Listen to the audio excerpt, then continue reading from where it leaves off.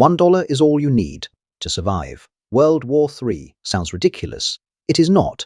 We have been taught that in a crisis, the rich survive. History says the opposite. War does not erase money. It traps it. Your bank balance still exists. You just cannot access it. Your gold still has weight. No one wants to trade for it. Your currency still circulates. It just stops functioning. If you look around, you saw the tension building. Major powers freezing each other's reserves. Central banks are exploiting currencies. Energy exports are being cut off. That is how great power conflict begins. The modern war economy destroys liquidity. So, if a World War III breaks out, your gold will not save you. What still works will. And to understand what actually holds its value in crisis, we need to go back to where the collapse starts. You are in Yugoslavia, 1991. The country is breaking apart. The Cold War just ended. The Soviet Union collapsed. Yugoslavia loses its external support. Federal revenue drops fast.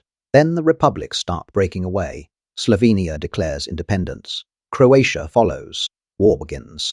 The federal government prints money to fund the fighting. Inflation surges. By 1993, the dinar had collapsed. Prices double in days. By January 94, inflation reached over 300 million%. You get paid in the morning. By evening, it buys nothing. Banks limit withdrawals. Foreign currency disappears. Then Sarajevo fell under siege in 1992. Serb forces surround the city. They cut the electricity, block fuel deliveries, and dismantle the water supply. The siege lasts 1,425 days. You live through nearly 4 years of isolation. Around you, more than 13,000 people die. Over 5,000 are civilians. Around 1,500 are children. You stand in line for food under sniper fire. Your savings sit in a bank. You just cannot use them. But everyone understands fire, so you try gold. You bring out jewelry, rings, chains, coins. Nothing helps. Nobody has a posted rate. Nor does anyone know what tomorrow's price will be. They do not need gold. All they need is a bag of flour, some vegetables, food, and on top of everything, firewood, to stay alive through winter. Gold does not solve his problem today. Lighters do. So, disposable lighters become currency. People trade them for food, for candles, for fuel. They move faster than gold. And that is the most dangerous effect of collapse. Money does not disappear. It freezes. And that is where the real death toll begins. You are still in Sarajevo. Water lines do not run daily. You collect rainwater. You melt snow in winter. You cannot waste fuel. You boil only what you must. Garbage piles up. Sewage systems fail. Hospitals struggle. They lack antibiotics. They lack steady power. You cut your hand while carrying firewood. In normal times, it is nothing. Now you watch it closely. You cannot afford an infection. You cannot afford a fever. You boil water to clean the wound, but fuel is scarce. You save fire for cooking. You start to see neighbors fall sick. Diarrhea spreads. Stomach infections spread. The water is not clean. Sewage mixes with supply lines when pipes break. You hear stories from World War I. More people died from disease than from bullets. Not because medicine did not exist, because sanitation broke. That is what siege does. It does not just starve you. It weakens you. You begin to understand something serious. A lighter gave you fire.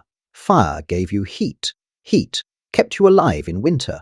But heat cannot stop bacteria. Now, you need something else. You need disinfectant. You need bleach. Just a few drops can purify a gallon of water. You use it to clean tools. You use it to wash surfaces.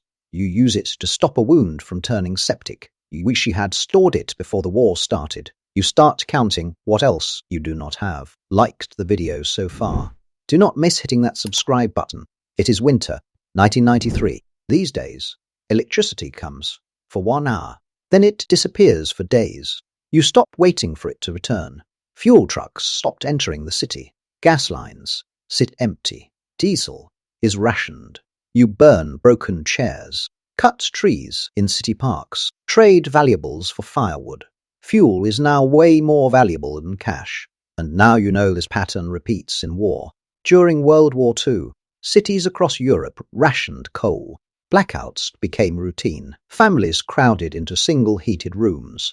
You realize that energy scarcity changes value fast.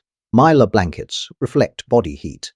They trap warmth without fuel. Aluminium foil reflects heat from stoves. It stretches limited firewood. Contractor bags, on the other hand, help block wind.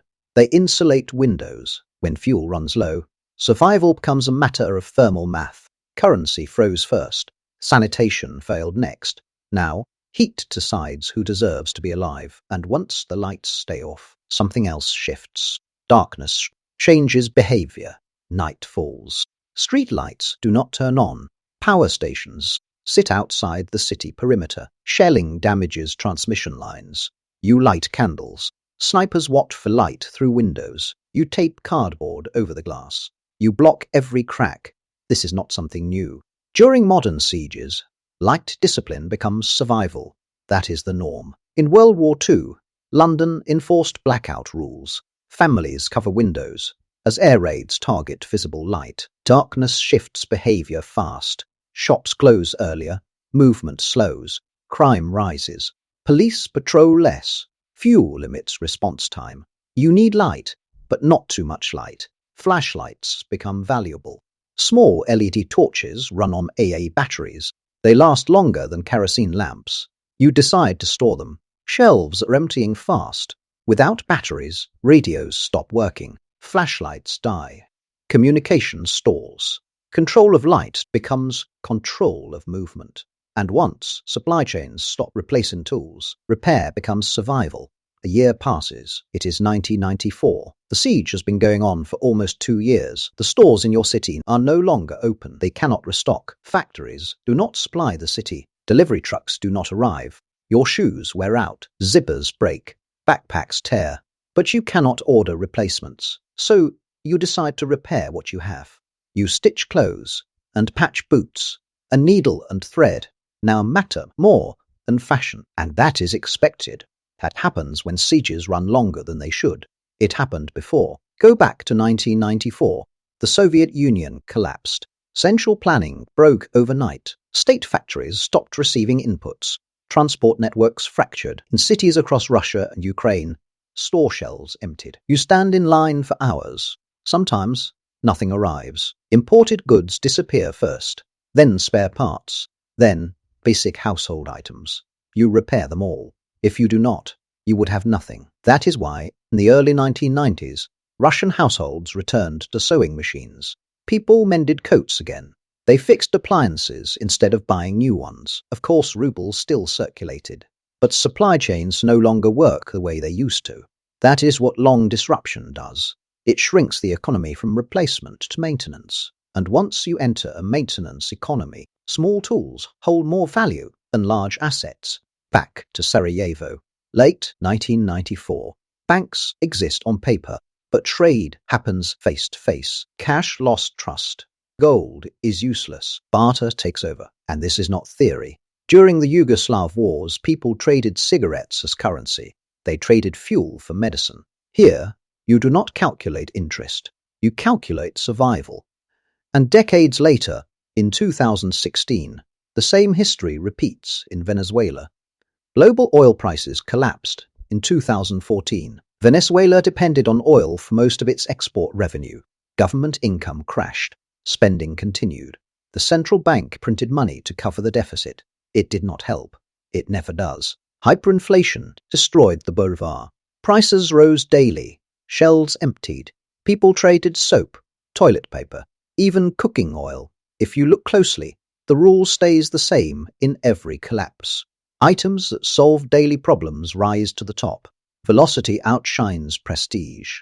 The smaller the item, the easier it trades. A lighter fits in your pocket. A battery fits in your hand. A gold bar does neither. That is why disposable lighters outperformed bullion in sieges. That is why toilet paper became way more valuable than savings in hyperinflation. Collapse reprices wealth, and once barter replaces banking. You begin to see the full hierarchy forming. Some items trade, others do not. And the ones that trade fastest decide who adapts first. You might still think gold solves this, But history does not agree. Go back to 1933. United States. The country faces the Great Depression. Banks collapse. Deflation spreads. President Franklin Roosevelt signed Executive Order 6102. He orders Americans to surrender most of their gold to the Federal Reserve. You cannot legally keep large amounts. You must sell it at the government's fixed price. Then the government raises the price of gold. The state controls supply. The state controls the price. You cannot walk into a store and trade gold freely. You cannot set your own price. You cannot move it without scrutiny. If food runs short, you still need someone willing to accept it. If markets freeze, you still need a buyer. Your gold does not protect you from policy. Now go to 1931. Britain leaves the gold standard.